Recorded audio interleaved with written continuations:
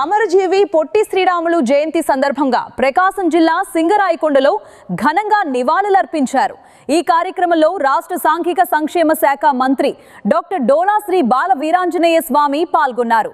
వివరాల్లోకి వెళితే ఈ రోజు మార్చి 16న అమరజీవి పొట్టి శ్రీరాములు జయంతి సందర్భంగా ప్రకాశం జిల్లా సింగరాయకొండలో ఆయన విగ్రహానికి మంత్రి డాక్టర్ డోలా శ్రీ బాల వీరాంజనేయ స్వామి పూలమాల వేసి ఘనంగా నివాళులర్పించారు.